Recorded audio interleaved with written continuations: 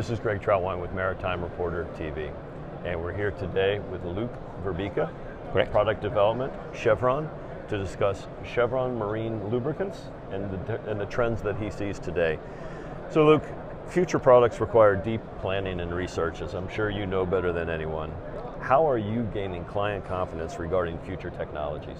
Okay.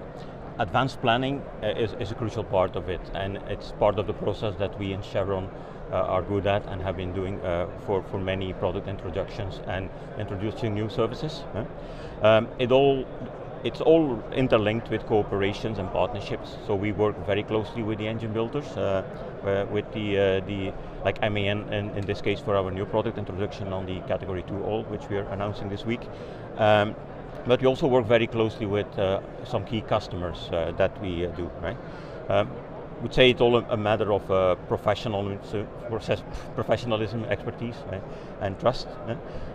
Having customers not on board on the process could be not good for them because they might not follow OEM recommendations. So what can you tell us about the lubricant market and the readiness for future technologies? Now, we went through a difficult time with our customers. The COVID pandemic made it quite hard for us and challenging to operate. But we quickly adapted to that, and we changed more to a digital world and having meetings online. And I have to say, from a product development standpoint, we were able to stay on track with our most critical programs. In general, I would say shipping industry is doing well. Trade rates are good, freight rates are good.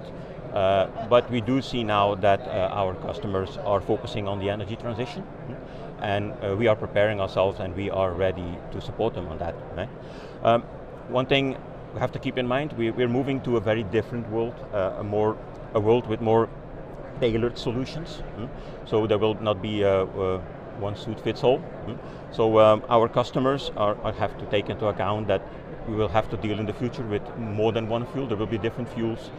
There will be new engine types coming our way, so they will have to adapt to that. And there will be a change in operations one way or another to at least be part of that energy transition program. Right? Spectacular, you're a natural, man. Again, I appreciate that insight. Can you share some insight on some of Chevron's upcoming projects or launches? Well, the most exciting one, I think, for now, is because that's a product we are launching this month, is the Taro Ultra Advanced 40. So this is the first in its kind. It is a MAN ES Category 2 approved oil. That's a new standard they apply. And it's coming to us soon. Another project that we are lining up is the Taro 12 XP. We expect that product to be somewhere early next year on the market. And that's a 12BN oil for four-stroke applications, which is more focused on increased cleanliness, fuel flexibility, having more flexibility on switching between different fuels without changing your oil bath, which is kind of a normal behavior today. And especially we are designing this oil to be more compatible within our whole trunk piston engine oil product line for marine and power gen, so we can more easily interchange between different grades without changing the oil bath. Also on the digital front, there are some changes upcoming. That's for my Chevron Marine Lubricants colleagues. They're working on a program which introduces some more artificial intelligence, which will predict basically where vessels are going. That's coming up soon. And also on the .fast service, which is the drip oil analysis service. It's a service where you look at wear generated during the operation. There we are also working on a digital front to actually incorporate with an app what's been done on board, and that they can combine it what they get from the laboratory. So a lot is done also on the digital front by my Chevron Marine Lubricant colleagues. Yes. Why was it necessary to develop the 40BN Taro Ultra? The Taro Ultra 40 was basically developed for the IMO 2020 transition, Greg. So at that time, we had an enormous change where we had to go from a high sulfur fuel world to the very low sulfur fuel oils. At that moment, there was very little known about these fuels, but quite early already MAN indicated that especially their Mark 9 and higher engines, the newer generations engines, they were struggling to get properly lubricated with 40 BNOs. But they did seem to run well on the higher BNOs. But that's what was not the situation they wanted to be in. So MAN already initiated a first service letter prior to 2020, somewhere around April 2019, where they already brought up a concern to the industry that the lower BNOs that were prepared for that IMO 2020 transition in some cases did not give the required outcome. Right? Early after the introduction of IMO 2020 in May somewhere, they introduced their second service letter where they actually informed the oil and additive companies that a new level of performance would be required, and that's what they made it. That's where they made a distinction between Category 1 and Category 2 oils. Right? Now, having said that, so we're actually 2 years from that date now. So it took us a while for the industry to get there, but we have been able to lubricate our engines, and the way we've done that in cooperation with MAN is that we have been using 100 BNs and 140 BN oils, which we already qualified in early for the IMO 2020 as a Category 2 oils.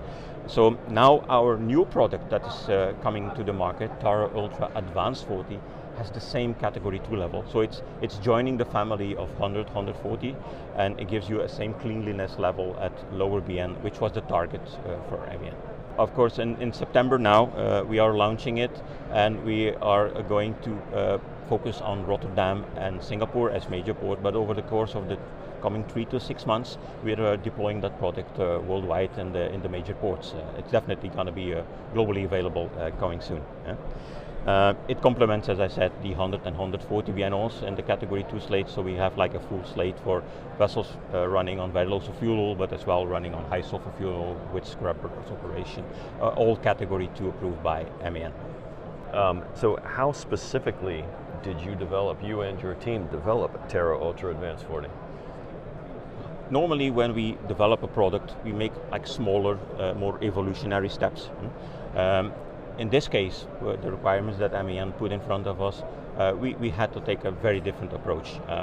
There is a very balanced relationship between the additives and the components we apply in the oils, and that's quite different from what we had previously on the market. Right?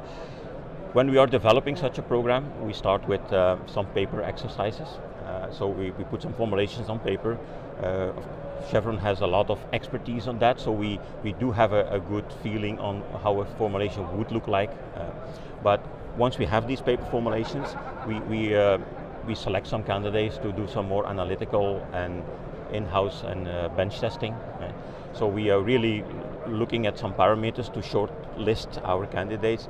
And before we actually put it on a ship with our customers, we also run laboratory test engines. So before actually we started the whole test work with MAN on the ships, we already had a high confidence level that this would be a success. Right? Yeah. Another key thing to success is that it's all linked on partnerships. Right? So we have to do this together with MAN, we have to do this together with customers, and in this case we partnered up with Cape Shipping in Greece. And we selected them because they have a really good modern fleet, which was suitable for this purpose, but as well because of their high levels and standards they have, which makes them a really good partner for us to work with such programs. Right? So in the end I can say we have finalized this program now, and we definitely have a good pass, and we can say we met the requirement from MAN to get equal cleanliness at 40 BN, which as it would have on 100 BN. Yeah. So can you discuss the efforts within Chevron to explore the impact of alternative fuels on two-stroke engine lubrication? Of course. We actually quite recently published a white paper. It was in June this year. It's available on the Chevron Marine Lubricants website. You can download it. It's called Future of Marine Two-Stroke Lubrication, and it focuses very much on this subject and on how we think the lubricants should adapt to the new fuels. Besides that, we have several programs ongoing where we're exploring the impact on the lubrication of the majority of the emerging fuels like methanol, ammonia, hydrogen. So we are very closely working with OEMs and other partners to map that and to be prepared for our customers, right? But of course, the greatest unknown we have today is which fuel will be preferred going forward. So we do have to prepare for all these scenarios and prepare options for our customers to do so.